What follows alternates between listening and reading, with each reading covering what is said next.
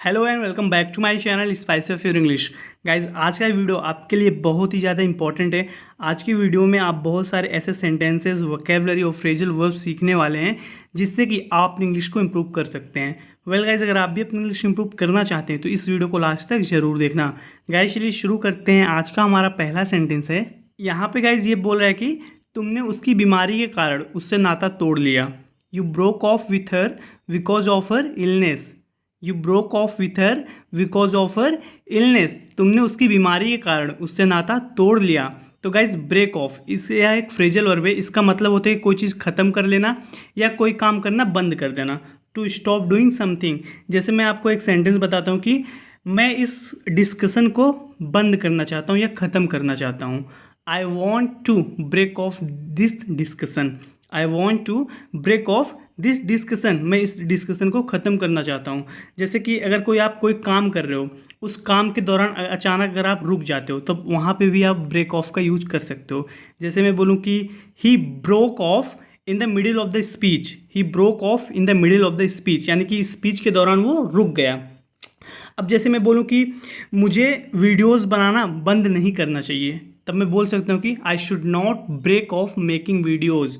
I should not break off making videos. मुझे videos बनाना बंद नहीं करना चाहिए। इस तरीके से आप गाइज ब्रेक ऑफ का यूज कर सकते हो। तो यहाँ पे ये बोल रहा है कि you broke of with her because of her illness. तुमने उसकी बीमारी के कारण उससे नाता तोड़ लिया। तो गाइज, आप रिश्ते में भी ब्रेक ऑफ का यूज कर सकते हो। आगे देखते हैं। शादी तोड़ने के कुछ घंटों बाद मुझे रिपोर्ट्स मिले। I received the reports just few hours after I broke of the marriage. I received the reports just few hours after I broke of the marriage. शादी तोड़ने के कुछ घंटों बाद मुझे रिपोर्ट्स मिले। तो गाइज, यहाँ पे ये बोल रहा है कि मुझे पता नहीं था उसके बीमारी के बारे में। शादी तोड़ने के बाद मुझे उसका रिपोर्ट मिला, उसको पता चला कि उसको बीमारी है। I received the reports just few hours after I broke of the marriage. शादी तोड़ने के कुछ घंटों बाद मुझे रिपोर्ट्स मिले। अगर मुझे इसके बारे में पहले पता होता, if I had known about this earlier. If I had known about this earlier. अगर मुझे इसके बारे में पहले पता होता, if I had known about this earlier, तो मैं सरू को कभी चोट नहीं पहुंचाता। I would have never hurt Saru. I would have never hurt Saru. तो मैं सरू को कभी चोट नहीं पहुंचाता। गाइज, ये कंडीशनल थर्ड सेंटेंस है। कंडीशनल थर्ड का मतलब होता है कि जब पास्ट में आपके साथ कुछ हुआ है, उसके बाद आप बोल रहे हो कि अगर मैं ऐसा करता तो ऐसा होता, या मैं ऐसा नहीं करता तो ऐसा होता, यानी कि पछता रहे हो होने के बाद। तो यहाँ पे ये बोल रहा है कि अगर मुझे इसके बारे में पहले पता होता, if I had known about this earlier I would have never hurt Saru. तो मैं सरू को कभी चोट नहीं पहुंचाता। तो गाइज, जैसे मैं आपको एग्जांपल देता हूँ, हमेशा यह ध्यान रखना गाइज कि इफ़ और सब्जेक्ट के बाद हमेशा हैड लगता है। सब्जेक्ट कुछ भी रहे उससे नहीं मतलब है, हैड हमेशा लगेगा। और हैड के बाद वर्ब का थर्ड फॉर्म लगता है जो पहला सेंटेंस होता है। जैसे यहाँ पे ये पहला सेंटेंस है कि if I had known about this earlier. Had और वर्ब का third form, if I had known about this earlier, और ये रिजल्ट वाला पार्ट है। तो मैं सरू को कभी चोट नहीं पहुंचाता। I would have never hurt Saru. Would have हमेशा लगेगा और वर्ब का थर्ड फॉर्म लगेगा।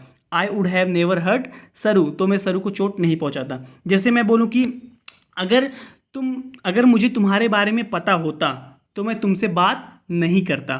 तो पहला सेंटेंस क्या है कि अगर मुझे तुम्हारे बारे में पता होता, तब मैं ऐसे बोलूँगा कि if I had known about you. If I had known about you, तो मैं तुमसे बात नहीं करता। I would not have talked to you. I would not have talked to you, तो मैं तुमसे बात नहीं करता। अगर तुम मुझे कल फ़ोन किए होते तो मैं तुम्हारे घर पे आता। If you had called me yesterday. If you had called me yesterday I would have come to your house. I would have come to your house, तो मैं तुम्हारे घर पे आता। आगे देखते हैं गाइज। तो आगे बोल रहा है कि मैं रात भर रिपोर्ट लेके सरू को ढूंढता रहा। आई केप्ट लुकिंग फॉर सरू all night with the reports. I kept looking for सरू all night with the reports. मैं रात भर रिपोर्ट लेके सरू को ढूंढता रहा। तो गाइज, कीप ऑन यह एक फ्रेजल वर्ब है। जब कोई काम लगातार चल रहा है तब आप वहाँ पे कीप ऑन का यूज कर सकते हैं। वैसे नॉर्मल कॉन्वर्सेशन में लोग खाली कीप का यूज कर लेते हैं। जैसे यहाँ पे ये बोला है कि I kept looking for Saru all night with the reports. मैं रात भर रिपोर्ट लेके सरू को ढूंढता रहा। तो गाइज आप यहाँ पे ऐसे भी बोल सकते थे कि I kept on looking for Saru all night with the reports. तो गाइज आप कीप ऑन का भी यूज कर सकते हैं इसकी जगह पे, क्योंकि नॉर्मल कॉन्वर्सेशन में लोग खाली कीप का ही यूज करते हैं। जैसे मैं बोलूँ कि वह दिन भर टीवी देखता रहता है, यानी कि कंटिन्यूसली दिन भर देखता रहता है, तब मैं बोलूँगा he keeps on watching TV all day. ये गाइज थर्ड फॉर्म सिंगुलर के साथ ही सी इट के साथ यस या यस लगता है, तो कीप की जगह कीप्स हो जाएगा। He keeps on watching TV all day, वह दिन भर टीवी देखता रहता है। जैसे मैं बोलूँ कि वह कल मुझसे बात करता रहा, मैं बोल सकता हूँ कि he kept on talking to me all day, या he kept on talking to me, वह मुझसे बात करता रहा। इस तरीके से आप गाइज कीप ऑन का यूज कर सकते हैं। आगे देखते हैं, अगले दिन जब मैं उससे मिला तो उसने मुझसे कहा the next day when I met her she said to me, the next day when I met her she said to me. अगले दिन जब मैं उससे मिला, the next day when I met her, तो उसने मुझसे कहा शी सेड टू मी, अगर मैं शादी नहीं तोड़ी होती, if I had not broken of the marriage, if I had not broken of the marriage, अगर मैंने शादी नहीं तोड़ी होती। तो यहाँ पे भी गाइस कंडीशनल थर्ड का यूज किया गया है। हैड के बाद हमेशा वर्ब का थर्ड फॉर्म आता है। तो ब्रेक ऑफ मैंने आपको बताया कि कुछ खत्म कर लेना, ब्रेक का थर्ड फॉर्म होता है ब्रोकन। यहाँ पे बोल रही है कि if I had not broken of the marriage, अगर मैंने शादी नहीं तोड़ी होती तो मैं ट्यूमर वाली पत्नी के साथ फंस गया होता। Then I would have been stuck with a wife with a tumour, then I would have been stuck with a wife with a tumour, तो मैं ट्यूमर वाली पत्नी के साथ फंस गया होता। यहाँ पे गाइज ट्यूमर वाली पत्नी का मतलब है कि guys a wife with a tumour, उसको ट्यूमर था, अ वाइफ विथ अ ट्यूमर, तो मैं ट्यूमर वाली पत्नी के साथ फंस गया होता। तो गाइज बी का मतलब होता है होना, मतलब कि अवस्था बताते हैं कि तुम क्या हो, खुश हो, दुखी हो, कहाँ पे हो, किस अवस्था में हो, तो वहाँ पे हम लोग बी का यूज करते हैं। तो हमेशा पहले सेंटेंस में इफ़ आई हैड, यानी कि सब्जेक्ट के साथ हैड लगता है और वर्ब का थर्ड फॉर्म लगता है कंडीशनल थर्ड में, जो मैंने अभी आपको बताया। तो यहाँ पे ये बोली कि अगर मैंने शादी नहीं तोड़ी होती, if I had not broken of the marriage I would have, उसके बाद वर्ब का थर्ड फॉर्म लगता है। तो यहाँ पे वर्ब का थर्ड फॉर्म आप बी लगाओगे, क्योंकि होना अवस्था बता रहा है, तो बी का थर्ड फॉर्म बीन हो जाएगा। Then I would have been stuck with a wife with a tumour, तो मैं ट्यूमर वाली पत्नी के साथ फंस गया होता। जैसे मैं बोलूँ कि अगर तूने उसको मारा होता तो तू जेल में होता, if you had killed him you would have been in jail, you would have been in jail, तू जेल में होता। मैं बहुत खुश होता, I would have been happy, I would have been happy, मैं दुखी होता, I would have been sad. तो इस तरीके से वुड हैव बीन का यूज किया जाता है गाइज।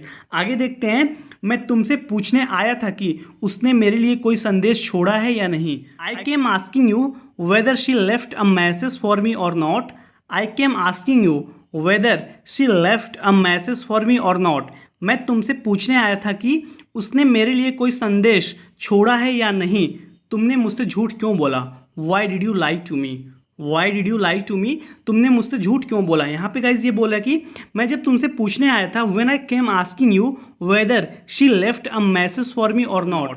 तो गाइज यहाँ पे वेदर और का यूज किया गया है। ये कहाँ पे यूज किया जाता है, जैसे कि अगर कोई दो ऑप्शन हो, यहाँ पे ऐसा बोला कि उसने मेरे लिए कोई संदेश छोड़ा या नहीं, यानी कि weather she left a message for me or not. जैसे मैं बोलूँ कि मुझे नहीं पता कि बारिश होगी या नहीं, I don't know whether it will rain or not, I don't know whether it will rain or not, मुझे नहीं पता कि बारिश होगी या नहीं। जैसे मैं बोलूँ कि आई don't know whether he will come or not, मुझे नहीं पता कि वह आएगा या नहीं, I don't know whether he will come or not. I don't care whether you love me or not, मुझे परवाह नहीं कि तुम मुझसे प्यार करते हो या नहीं। तो इस तरीके से गाइस वेदर और का यूज करते हैं। तो यहाँ पे ये बोल रहा है कि I came asking you whether she left a message for me or not, मैं तुमसे पूछने आया था कि उसने मेरे लिए कोई संदेश छोड़ा है या नहीं, तुमने मुझसे झूठ क्यों बोला, why did you lie to me. काफ़ी यूज सेंटेंस, सिंपल सेंटेंस है guys, why did you lie to me, यानी कि पास्ट इंडेफिनिट टेंस है, why did you lie to me, तुमने मुझसे झूठ क्यों बोला। तब यहाँ पे बोल रहा है कि आगे कि तुम इंदर को कुछ मत बताना, you will not tell Inder anything, you will not tell Inder anything, तुम इंदर को कुछ मत बताना, या आप ऐसे बोल सकते हो कि यू विल टेल नथिंग या you will not tell anything, दोनों का मतलब एक ही है, you will not tell anything या यू विल टेल नथिंग। तो यहाँ पे ये बोला कि तुम इंदर को कुछ मत बताना, you will not tell Inder anything, यही एक वादा जो उसने मुझसे लिया था। That's one promise she took from me. That's one promise she took from me, यही एक वादा उसने मुझसे लिया था। यहाँ पे पूछ रहा है कि तुमने मुझसे झूठ क्यों बोला, why did you lie to me. तब ये बोल रहा है कि तुम इंदर को कुछ मत बताना, you will not tell Inder anything, that's one promise she took from me, यही एक वादा जो उसने मुझसे लिया था, वरना मैं तुम्हें सब कुछ बता दिया होता। Otherwise I would have told you everything. Otherwise I would have told you everything, वरना मैं तुम्हें सब कुछ बता दिया होता। यहाँ पे गाइस फिर से वुड हैव का यूज किया गया है। हमेशा वुड हैव के साथ वर्ब का थर्ड फॉर्म होता है। जब भी आपको कोई पास्ट की बातें करनी हो कि मैं ऐसा कर दिया होता, मैं वैसा कर दिया होता, मैं तुमको मार दिया होता, I would have beaten you, I would have beaten you. जैसे कि बस आप इमेजिन कर रहे हो कि मैं ऐसा कर दिया होता, बट हुआ नहीं एक्चुअल में वो। तो यहाँ पे बोल रहे वरना मैं तुम्हें सब कुछ बता दिया होता। Otherwise I would have told you everything.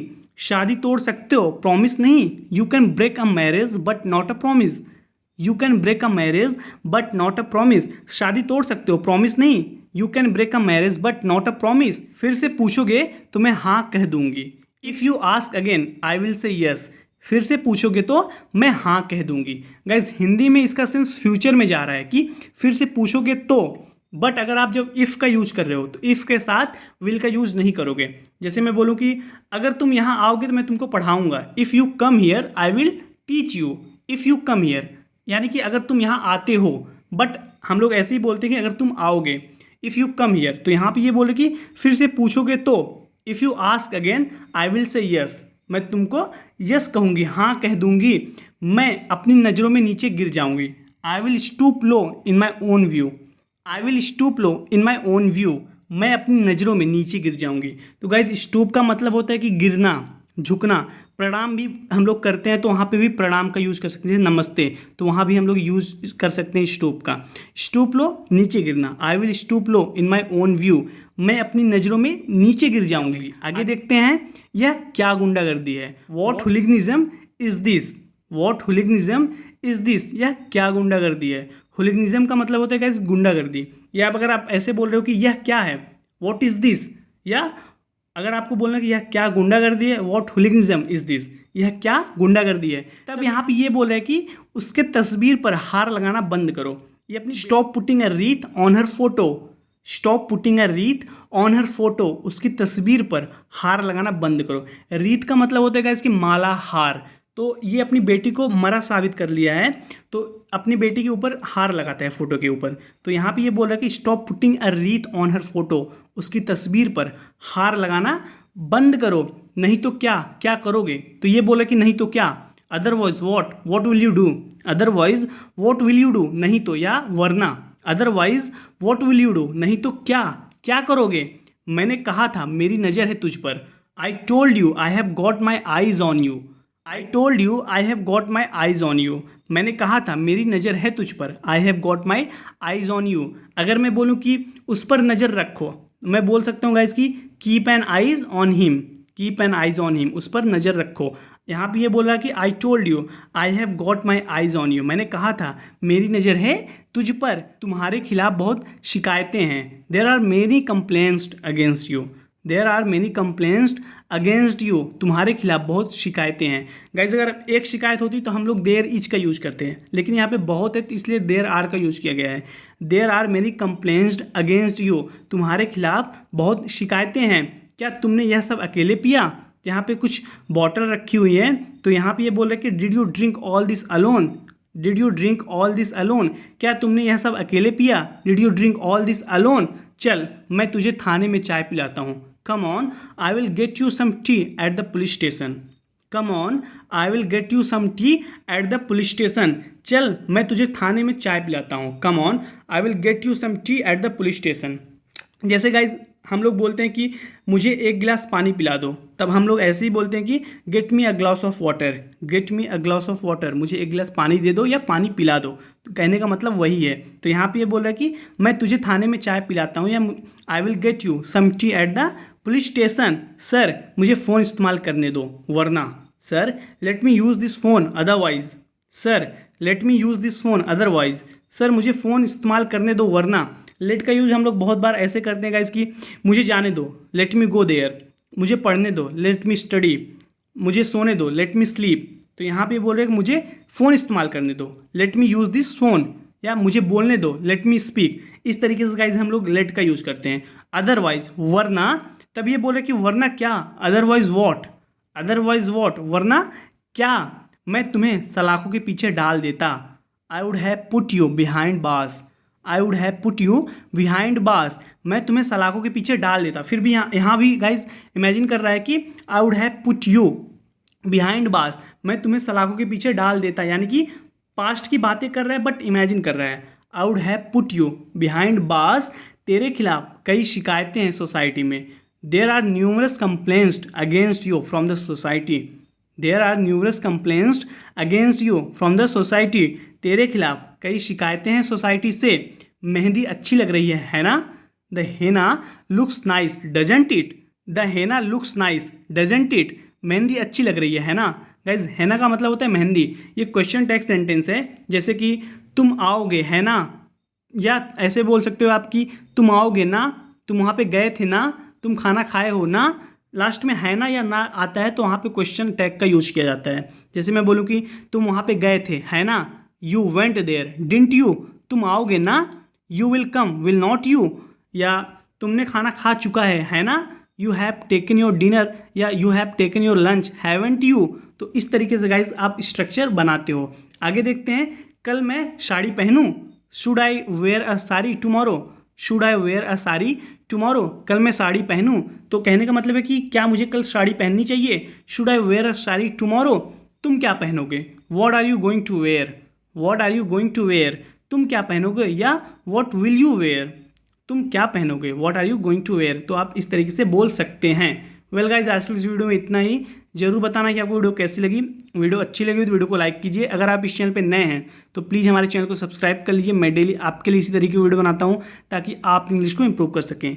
Guys मैं आपसे अगली वीडियो मिलता हूँ। Till then take care, keep practising and thanks for watching.